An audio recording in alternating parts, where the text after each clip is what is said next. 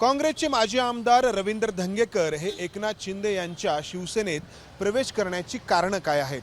त्यापैकी एक प्रमुख कारण आहे पुण्यातील लक्ष्मी रस्त्यावरील हमजे खान चौकातील माझ्या पाठीमागे असलेली ही मालमत्ता वक्फ बोर्डाची आहे असा दावा करण्यात आला आणि त्यानंतर आत्ता या जागेवरती उत्कर्ष असोसिएट्सकडून जे काम सुरू करण्यात आलंय त्याला आक्षेप घेण्यात आला आणि त्यामुळं घडलं असं की या उत्कर्ष असोसिएट्सचे जे प्रोप्रायटर्स आहेत त्यामध्ये आमदार रवींद्र धंगेकर यांच्या पत्नी प्रतिभा धंगेकर आणि रवींद्र धंगेकर यांचे अगदी पूर्वीपासूनचे जे त्यांचे सहकारी राहिलेले आहेत, जे महाराष्ट्र नवनिर्माण सेनेचे पुण्यातले नेते आहेत बाळा शेडगे यांच्या पत्नी वर्षा शेडगे या उत्कर्ष असोसिएट्सच्या प्रोप्रायटर्स किंवा डायरेक्टर बोर्डावरती असल्यामुळं त्यांच्यावरती देखील आरोप करण्यात आले आणि त्यातून हे प्रकरण जे आहे ते भारतीय जनता पक्षाच्या नेत्यांनी आक्रमकपणे मांडलं आणि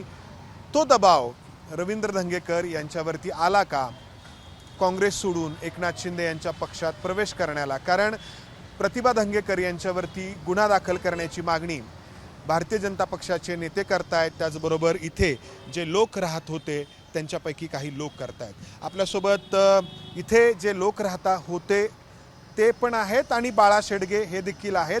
दोन्ही बाजू आपण या सगळ्या प्रकरणामध्ये जाणून घेणार आहोत. आपण सुरुवात करूयात की ही जी जमीन आहे माझ्या पाठीमागची तर ती एकूण 1660 स्क्वेअर मीटर इतकी होती आणि डॉक्टर मोहम्मद खान करीम खान यांनी 1935 मध्ये ही जागा दान केली होती. वक्फ बोर्डाच्या कायद्याच्या अंतर्गत त्यासाठी एक ट्रस्ट स्थापन करण्यात आला होता. त्यानंतर काय झालं? तुम्ही इथे राहत होता, कधीपासून राहत होता? त्याच्यानंतर आम्ही जे ट्रस्टला भाडं द्यायचं वक्फला 52 पर्यंत आम्ही ट्रस्टला भाडं दिलं. त्यांनी ह्याच्यानंतर जे ट्रस्टी आले त्यांनी ही जागा घाण दाखवून LICला घाण दाखवून हे जागाचे ऑक्शन केलं. त्यावेळेस काय झालं असेल ते माहीत नाही, पण हे जागेचं ऑक्शन झालं. ऑक्शन झाल्यानंतर सरदार इंदरसिंग गुरुदत्ता आणि सरदार सेवासिंग गुरुदत्ता त्यांनी ही जागा घेतली. त्यांनी ही जागेचं काय भाडे घेतलं. माझ्याकडं अजून पण पुरावा आहे. आमचे आजोबा होते, त्यांनी कोर्टला विचारलं होतं की आम्ही भाडं कुणाला द्यावा. त्यावेळेस त्यांनी हे सांगितलं, कोर्टचा आदेश होता की तुम्ही वक्फला भाडं द्या. आमच्याकडं वक्फचे भाडे पावते आहे. म्हणजे ही जागा सरदार गुरुचा त्याच्यानंतर हे झालं, निलाव झाला, ते ऑक्शन झालं. जागा शिवाय शेवटी वक्फची जागा आहे, कुणी पण घेतलं आणि ज्याने घेतलं त्याला सगळ्यांना माहीत होतं. त्यांना सांगण्यात पण आलं होतं की ही जागा आमच्या समाजाची वक्फची जागा आहे, ह्याच्यामध्ये हात टाकू नका. म्हणजे ही जागा वक्फ बोर्डाच्या कायद्याच्या अंतर्गत नोंद झाली. या ठिकाणी एक मोठा वाडा होता आणि त्या वाड्यामध्ये भाडेकरू राहत होते. किती? 24 जास्त आहे. ही जी तुटलेली प्रॉपर्टी आहे त्याच्यामध्ये 24 भाडेकरी आणि 6 दुकानदार असे होते. त्यासाठीचा जो ट्रस्ट होता त्या ट्रस्टींनी ही जागा त्यावरती कर्ज घेतल्यामुळं गहाण ठेवली. ट्रस्टी ते कर्ज फेडू शकले नाहीत आणि त्यानंतर या जागेचा लिलाव झाला आणि त्यानंतर ही जागा इंद्रजित गुरुदत्ता सिंग यांनी खरेदी केली. आता ही खरेदी योग्य की अयोग्य हा प्रश्न आहे, कारण जागा वक्फ बोर्डाच्या नावावरती आणि हे जे गुरुदत्ता आहेत यांच्यासोबत करार झाला उत्कर्ष असोसिएट्सचा. ज्या उत्कर्ष असोसिएट्सच्या डायरेक्टर बोर्डावरती रवींद्र धंगेकर यांच्या पत्नी आहेत आणि बाळा शेडगे आपल्यासोबत आहेत, त्यांच्याही पत्नी आहेत. एक बाजू झाली जी त्यांनी सांगितली, तर तुमचं काय सांगणं आहे? वास्तविक पाहता 1935 मध्ये डॉक्टर मोहम्मद खान यांनी एक वक्फ तयार केलं होतं. त्यावेळेस ही प्रॉपर्टी त्यांनी खरेदी केलेली नव्हती. ते वक्फ केलं होतं जुलै 1935 मध्ये. 1935 डिसेंबरमध्ये ही प्रॉपर्टी त्यांनी मुंडे म्हणून त्यांच्याकडनं खरेदी केली. त्यानंतर एक सप्लिमेंटरी वक्फ केलं. त्या वक्फमध्ये क्लिअर लिहिलेलं आहे, जोपर्यंत आम्ही दोघं नवरा बायको हयात आहे तोपर्यंत हे वक्फ लागू होणार नाही. म्हणजे डॉक्टर मोहम्मद खान आणि त्यांच्या पत्नी. डॉक्टर मोहम्मद खान 1938 मध्ये गेल्यानंतर त्यातल्या इथल्याच काही लोकांनी याला चॅलेंज केलं. 1940मध्ये कोर्टाने निकाल दिला की याला वक्फ ॲक्ट 1923 लागू होत नाही. ते न झाल्यामुळे त्यामुळे ती केस त्या डॉक्टर मोहम्मद खान त्यांच्या मिसेसच्या बाजूने लागली. त्याला अपील केलं गेलं सेशन कोर्टामध्ये खालच्या कोर्टाने दिलेला निकाल तसाच ठेवला. मग या लोकांनी हायकोर्टामध्ये अपील केलं. 1945मध्ये हायकोर्टामध्ये अपील केल्यानंतर हायकोर्टाने हे रिजेक्ट केलं. हे निकाल रिजेक्ट केल्यानंतर त्या मॅडमनी ही प्रॉपर्टी मॉर्गेज केली एका सावकाराकडे. त्या सावकाराचे पैसे देऊ न शकल्यामुळे त्यांनी युनायटेड इन्शुरन्स कंपनीकडे ही प्रॉपर्टी गहाण ठेवली. युनायटेड इन्शुरन्स कंपनीला पैसे न दिल्यामुळे ही प्रॉपर्टी कोर्टाने हिचा लिलाव केला आणि ती प्रॉपर्टी युनायटेड इन्शुरन्स कंपनीने ही प्रॉपर्टी त्यांच्याकडे ती लिलावामध्ये विकत घेतली. असं सगळं असताना 1966मध्ये ही प्रॉपर्टी सरदारजी इंदर सिंग त्यांना विकली गेली आणि ही विकली गेल्यानंतर 2010मध्ये ही प्रॉपर्टी आम्ही घेतली. वास्तविक उत्कर्ष असोय. मग 1945 ते 1945 ते 2021 पर्यंत यातल्या कुठल्याही माझे मुस्लिम बांधव आहेत त्यांना कोणी त्याला ॲक्सेप्ट केलं, चॅलेंज केलं नाही. अचानक एक माझे मित्र आहेत वकील, ते गेले ही प्रॉपर्टी वक्फची आहे म्हणून त्यांनी अप्लाय केलं. त्यांनी अप्लाय केल्यानंतर मग दंगेकर इलेक्शनमध्ये लढले. दंगेकरांच्या पद्धतीने तो त्यांचा विषय होता. पण या सगळ्यामध्ये आम्ही लोक भरडलं गेलो. दंगेकरांना चॅलेंज करायचं म्हणून भारतीय जनता पक्षाच्या नेत्यांनी त्यावेळेस त्यांनी त्याला 2024च्या खासदारकीच्या इलेक्शनला एक अर्ज दिला गेला आणि त्या अर्जाच्या बेसिसवर एका दिवसामध्ये आम्हाला स्टॉपवर्क दिली. आम्ही हायकोर्टात गेलो. हायकोर्टातनं ती स्टॉपवर्क उठवली. आम्ही ती हायकोर्टातनं स्टॉपवर्क उठवल्यानंतर 13 तारखेला यांनी केलेला अर्ज होता तो 1995च्या 36A प्रमाणे केलेला अर्ज होता. परंतु वक्फ बोर्डाने निकाल देताना 1940 प्रमाणे दिला. ॲक्च्युअली हे वक्फ बोर्डाने केलेली चूक आहे. हे आम्ही ट्रिब्युनलमध्ये त्याला अपिलात गेलेलो आहोत. ट्रिब्युनलमध्ये त्याची केस चालू आहे. ट्रिब्युनलमध्ये जोपर्यंत ही केस चालू आहे तोपर्यंत या गोष्टीला सगळ्याला स्टे दिलेला आहे. आणि हे स्टे दिलेला असताना आता त्याच्यामध्ये ट्रिब्युनल जो निर्णय घेईल त्याच्यावरती हायकोर्ट आहे, त्याच्यावरती सुप्रीम कोर्ट आहे.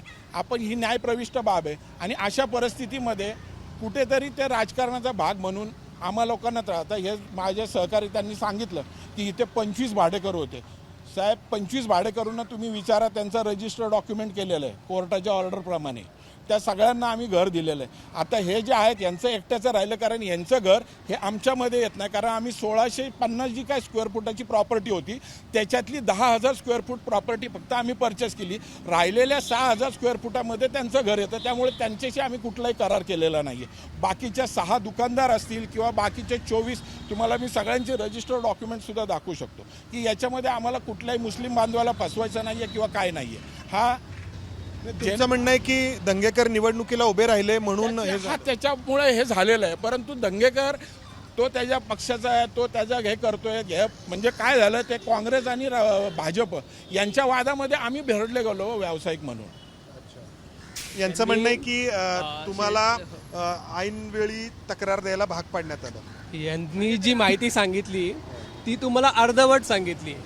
जी 1935 साली वकफ झाला आहे त्याच्यामध्ये डॉक्टर करीम खान यांनी स्पष्ट उल्लेख केला आहे त्यांच्या 2 मुली होत्या की त्या 2 मुली मेल्यानंतर की त्यांचा जावईवरती पण हक्क राहणार नाही. आणि त्यांचा मूळ मुद्दा होता की जी ही वकफ जी प्रॉपर्टी आहे जी त्यांनी वकफ केली त्यांनी विधवा महिलांना अनुदान करणे, गोरगरीब मुलींना शिक्षणासाठी मदत करणे, मयतसाठी कुठल्याही म्हणजे कुठल्याही धर्माच्या मयत असून दे बेवारस मयतच्या खर्चासाठी त्यांनी ही जागा मधल्या काळात याची विक्री कशी काय झाली?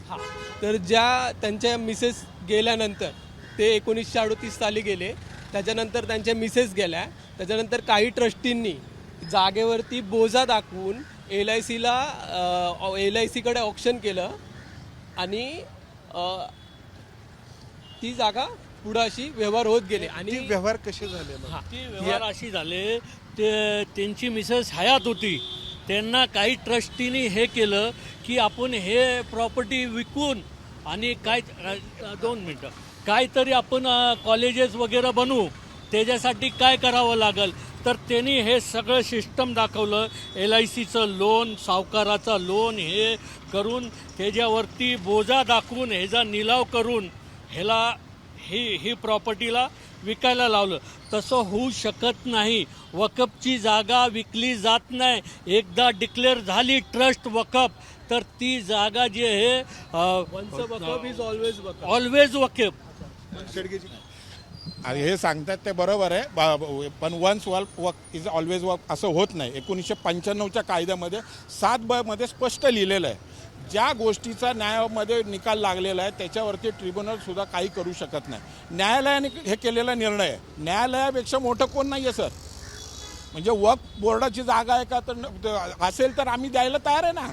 पण ही जागा त्या महिले जोपर्यंत जिवंत आहे हे तुम्ही मी तुम्हाला दोन्ही दाखवतो. त्या वक्फमध्ये लिहिलेलं आहे जोपर्यंत मी आणि माझी मिसेस आम्ही दोघं जण हयात आहोत तोपर्यंत हे वक्फ नाही आहे. त्यांच्यानंतर ते वक्फ होणार होतं ना. पण त्या महिला जिवंत असतानाच तिने आम्हाला दिलेलं आहे. प्रश्न असा होता की आधीपासून हे सगळं होत होतं, मग 2021लाच आक्षेप का घेण्यात आला? रवींद्र धंगेकर निवडणुकीला उभे राहत आहेत हे लक्षात आल्यामुळं घेतला गेला का? त्याच्यासाठी काही राजकीय कारण होतं का? तसं नाही आहे सर. ह्यांना जे आहे ह्यांनी जेव्हापासनं घेतले ह्यांना पण हे केलं की ही जागा आमच्या समाजाच्या वकफची आहे, तुम्ही हे जागेमध्ये हात टाकू नका. शिवाय स्वस्त भेटल्यानंतर कुणी नाही घेत. रुपयाची वस्तू 5 पैशाला भेटते तर कुणी नाही घेणार. ते हिशोबात घेतली आहे. त्याच्यामुळं ते हे स्पष्ट सांगतो मी, ही जागा वक्फची होती, वक्फची आहे, वक्फची राहणार. आणि आम्ही जे आहे त्यावेळेस 52ला आमच्या आजोबांना माझ्याकडं ते लेटर आहे कोर्टचं की तुम्ही वक्फला भाडं द्यायचं. प्रॉपर्टी कार्डमध्ये स्पष्ट उल्लेख आहे सर. 50ला निकाल ट्रस्ट झाला आहे तर म्हणून. 52 वकफ. कसं लेटर भेटलं? हां, आणि यांच्या ॲग्रीमेंटमध्ये कुठंच उल्लेख नाही आहे वकफचा. नाही प्रॉपर्टी कार्डमध्ये 1935चा उल्लेख आहे.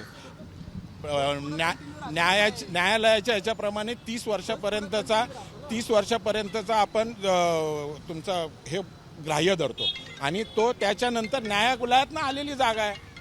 आपण या दोन्ही बाजू ऐकल्या, दोन्ही बाजू आपलं म्हणणं या ठिकाणी मांडण्याचा प्रयत्न करतायत, परंतु हे म्हणणं त्यांना न्यायालयामध्ये किंवा जे ट्रिब्युनल आहे वक्फ बोर्डाचं तर त्याच्या समोर मांडावं लागतंय आणि तिथं खऱ्या अर्थाने निकाल होणार आहे की ही जागा नक्की कोणाची. याच्यामध्ये जे 25 भाडेकरू होते सर, एकही मुस्लिम समाजाच्या व्यतिरिक्त एकही भाडेकरू नाही. ज्या 25 भाडेकरूंना आम्ही सगळ्यांशी ॲग्रीमेंट केली त्यांना आज यांच्या ह्या सगळ्या कृत्यामुळे आज 25 लोक ती बेघर होतील, गोरगरीब येतो. यांचं म्हणणं आहे की फक्त तुमचाच विरोध आहे, बाकी 24 भाडेकरू यांच्यासोबत ठीक आहे. आहे ना. 25 भाडेकरूला दबावामध्ये आणून त्यांनी एग्रीमेंट करून घेतलं. आत्ता त्यांनी जेव्हा डिक्लेअर झालं ट्रिब्युनलमध्ये, वक्फ बोर्डमध्ये डिक्लेअर झालं तेव्हापासून ह्यांनी 25 भाडेकरीला शिफ्टिंग भाडं पण नाही दिलं अजून एकाला पण. सगळ्यांना दाखवतो मी जे काय आतापर्यंत भाडं ऐका ना, दिलं. मूळ मुद्दा जो होता, रवींद्र धंगेकर यांनी काँग्रेस सोडून एकनाथ शिंदे यांच्या शिवसेनेमध्ये प्रवेश का केला हा, तर जी काही कारणं आहेत त्यामधलं हे एक प्रमुख कारण आहे रविवार पेठेतील हमजे खान चौकातील ही जागा. आणि या जागेच्या अनुषंगाने रवींद्र धंगेकर यांच्या पत्नी प्रतिभा धंगेकर आणि बाळा शेडगे यांच्या पत्नी वर्षा शेडगे यांच्यावरती गुन्हा दाखल करण्याची मागणी होती आहे. या लोकांनी त्यासाठी पत्रकार परिषद घेतली आहे. मात्र हे एकच प्रकरण रवींद्र धंगेकर यांच्यावरती दबाव आणण्यासाठी उपयोगात आणलं गेलं असं नाही, तर कात्रजमधले एक बांधकाम व्यावसायिक गोविंद भंडारी यांची एक तक्रार देखील रवींद्र धंगेकर यांच्या विरोधामध्ये आहे. ती देखील पुणे पोलिसांकडे आहे. त्याचबरोबर रवींद्र धंगेकर यांच्या मालमत्तेची चौकशी करण्यात यावी अशी तक्रार लाचलुचपत प्रतिबंधक विभाग, ज्याला आपण ACB म्हणतो, त्या ACBकडे देखील आहे. आणि त्यामुळं रवींद्र धंगेकर यांचा आक्रमकपणा गेली काही महिने गायब झाल्याचं जाणवत होतं. त्यांची भाषा मवाळ झाल्याचं जाणवत होतं. आणि अखेर एकनाथ शिंदे यांच्या पक्षामध्ये ते प्रवेश करतायत. तिथे प्रवेश केल्यामुळं आपल्याला संरक्षक कवच लाभेल असं त्यांना वाटतं. अर्थात वाटतं, लाभेल की नाही हा पुढचा भाग झाला. आपण दोन्ही बाजू समजून घेतल्या. बाळा शेडगे हे उत्कर्ष असोसिएशनचे एक भागीदार आहेत. त्याचबरोबर ते राजकीय नेते देखील आहेत. तुमचा आणि रवींद्र धंगेकरांचा प्रवास शिवसेनेपासून सुरू झाला, दोघं मनसेमध्ये होता, ते काँग्रेसमध्ये गेले, तुम्ही मनसेमध्ये आहात. आता याच्यामध्ये हे टेक्निकल बाजू तर सांगितल्या, खरंच राजकारण आहे? 100% राजकारण आहे सर. मला एवढंच सांगायचं आहे तुमच्या माध्यमातून की राजकारण राजकारणाच्या ठिकाणी ठेवलं पाहिजे आणि हा व्यवसायाच्या ठिकाणी व्यवसाय ठेवला पाहिजे. आज जर तुम्ही बघितलं असेल तर आज आम्ही इथे जे राहणारे गोरगरीब आहेत ना सर, त्यांना हे म्हटले की त्यांना धाकदबडच्या कोर्टातनं ऑर्डर करून केलं आहे. हे सगळं कोर्टाचे ऑर्डर्स आहेत. आम्ही कुठेही बरं हे जे म्हटले की नाही त्याच्यामध्ये त्यांच्या 2 मुली, सर सगळं तुमच्या समोर मांडतो मी. सगळे जे काय रजिस्टर डॉक्युमेंट्स आहेत ना वक्फ बोर्डापासून सगळं तुमच्या समोर ठेवायला तयार आहे. मी तर त्यावेळेस सुद्धा म्हटलं होतं की पुणेकरांनी येऊन सगळे डॉक्युमेंट्स चेक करावेत. जर याच्यामध्ये काय चूक असेल तर आम्ही आहे ते सगळं सोडून द्यायला तयार आहे. कोण आहे याच्या मागे? याच्या मागे कोण आहे? भारतीय जनता पक्षाच्या काही नेत्यांनी केलेले हा उद्योग आहे सर. बरं ठीक आहे, चला जाऊ द्यात. आता आज तुम्हाला म्हणणं आहे की तुमचं काय याच्याबद्दल? साहेब समाजासाठी जागा आहे. भारतीय जनता पक्षाचा नेता ऐका ना साहेब, याचा मामा भारतीय जनता पक्षाचा नेता आहे. याचा काय समज? हा माझ्या शेजारी राहिला आहे. ऐका ना, ही जागा मी मुस्लिम आहे, ही मुस्लिम समाजाची जागा आहे. मी समाजासाठी लढतोय साहेब. हा भाग वेगळा आहे राजकारणाचा. ही जागा चांगल्या कामासाठी उपयोगी यावी म्हणून मी लढतोय आणि शेवटपर्यंत लढणार साहेब. अहो सर, शेवटपर्यंत लढायचं असतं तर यांचे जे चित्तारी आहेत कुठे गेले? चित्तारी साहेब यांनी आम्हाला ऑफर केली. अच्छा, हे नक्की काय? खूप गंभीर आरोप आहे. सर मी ऑफर केलं की वक्फ ऑलवेज वकफ आमची ऑफर आहे. ही जागा तुम्ही जेवढं खर्च झाले बांधकामाला ते आम्ही सगळं पैसे तुम्हाला देणार आहे. तुम्ही सोडून जा. हे समाजाकडून चंदा देणगी घेऊन आम्ही तुम्हाला ही जागा पैसे देणार आहे. अशी ऑफर नाही केली त्यांनी साहेब. आमचं ओपन चॅलेंज आहे. यांनी कुठलीही याला सोडून आम्ही ऑफर दिलं तर यांनी आम्हाला आमिषे दाखवले. आम्ही कुठल्या आमिषाला बळी पडले नाही. ही गोरगरीब वंचित लोकांसाठी आम्ही हे लढतो. आज सगळ्यात लढत आहे. आज पहिल्यांदा भाऊला भेटलो यांच्याशी, आज पहिल्यांदा बोललो यांच्याशी. माझा संपर्क आहे. हा विचारा याला विचारा. हा माझ्या घरा शेजारी राहिला आहे. काय संबंध आहे खरं सांगा मला इथे यायचा? राजकारणापोटी आला, विचारा त्याला. समाजासाठी आलोय साहेब. समाजासाठी नातं बघा, नाताची गोष्ट वेगळी. मी समाजासाठी आलोय साहेब. कुटुंबातले सदस्य भाजपचे आहेत, तो भाग वेगळा आहे, तो आहे. पण मी आता बघा, हे जे म्हणतात ना ऑफर दिली त्यावेळेस आमचे भाऊ हयात होते. सय्यद जावेद म्हणून इथलं राष्ट्रीय समाजसेवा प्रतिष्ठानाचे ते सेक्रेटरी होते. त्यांनी ह्यांना सांगितलं होतं की तुम्ही अडीच कोटीला घेतली आहे. ही जागा आमच्या समाजाची वकफची जागा आहे. आम्ही तुम्हाला समाजापासूनच 3.5 कोटी जमा करून देतो. ही जागा तुम्ही वकफला सोडा. ह्यांनी ऑफर केली की आम्हाला 5 कोटी पाहिजे. कुठली ऑफर माझ्याकडे आलेली नाहीये. मी घेताना 4 कोटीला घेतली. मी 3.5 कोटीला का देईल? 2.5 कोटी 2 कोटी सर ऑन पेपर 2.5 कोटी. आता पुढे काय? आता पुढे काय सर? माझा न्याय देव ऐका ना, हा विषय तर जागेचा झालाच. रवींद्र धंगेकर एकनाथ शिंदे यांच्या शिवसेनेत प्रवेश करतात. सर उद्या रवींद्र धंगेकर आणि यांचे नेते एका टेबलावर बसतील. आम्ही लागलो भिकेला. आम्हाला आत्महत्या करायची वेळ येईल, फास घ्यावी लागेल इथेच. एवढे पैसे लागले. हे उद्या हे राजकारणी एका टेबलवरती बसतील. युतीत जागे जाणार. आणि तुमची व्यावसायिक भागीदारी तर आहे. आमची व्यावसायिक भागीदारी आहे, परंतु आमच्या पाठीमागे आमची बँक आहे. बँक मागे लागली आहे. आमच्या पाठीमागे ज्यांनी आमच्याकडे दुकानं बुक केले ते लोक आमच्या पाठीमागे लागले. फाशी घेण्याशिवाय पर्याय नाही आहे साहेब. या सगळ्यांमुळे मला फाशी घ्यावी लागेल. आणि ज्यावेळेस मी घेईल तेव्हा इथंच घेईल यांच्यासमोर, यांचं नाव घेऊन. सर केव्हाही आम्ही यांना चॅलेंज ओपन चॅलेंज. आमचा समाज झोपडपट्टीत राहत आहे, गोरगरीब वंचित आहे. आमच्या समाजाचे एवढे व्यथा आहेत. आमच्या समाजाच्या विकासासाठी ही प्रॉपर्टी मिळकत दिलेली आहे. यांनी याच्यामध्ये करोडो अब्ज रुपये कमवायचं यांचं स्वप्न आहे. त्याला आम्ही काही करू शकत नाही. आमच्या समाजाचं आम्ही हित बघणार. अरे मग एकदा तुम्ही तो वाचा. त्याच्यामध्ये लिहिलंय वकील साहेब. हे आरोप आणि प्रत्यारोप हे यांना काही शेवट नाही. मात्र हे जे राजकारण आणतात, राजकारण वेगळी गोष्ट आहे.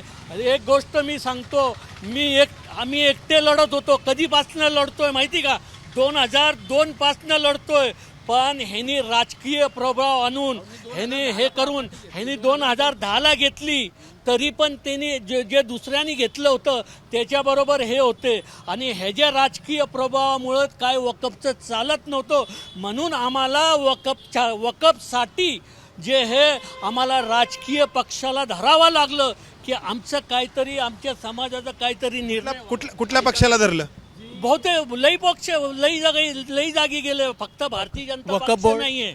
वकफ बोर्डाने जी माझा भाऊ राष्ट्रीय जागा काँग्रेसचा होता. घोषित केली गेला. ती कुठल्या त्यांनी तरी लढलं. कागदाच्या आधारावरती केली असेल ना साहेब, की असंच वकफ घोषित केली का?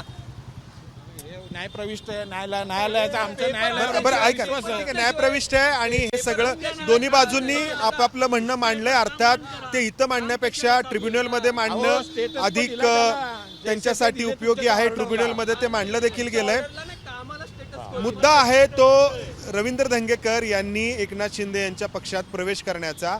त्याची जी काही वेगवेगळी कारणं आहेत त्यातील हे एक प्रमुख कारण. आणि इतरही कारणांपैकी मी जसं सांगितलं, अँटी करप्शनकडे एक तक्रार आहे. पुण्यातल्या कात्रज भागातील एका बांधकाम व्यावसायिकांनी केलेली तक्रार आहे. तर ही अशी अनेक कारणं जी आहेत ती रवींद्र धंगेकर यांची भाषा मवाळ होण्याला आणि सरते शेवटी ते एकनाथ शिंदे यांच्या पक्षात प्रवेश करायला कारणीभूत ठरतायत. अर्थात एकनाथ शिंदे यांच्या सोबत गेल्यामुळे खरंच रवींद्र धंगेकर यांना संरक्षक कवच लाभेल का? कॅमेरामन अमोल गवाळेसह मंदार गोंजारी, एबीपी माझा, पुणे. एबीपी माझा, उघडा डोळे बघा नीट.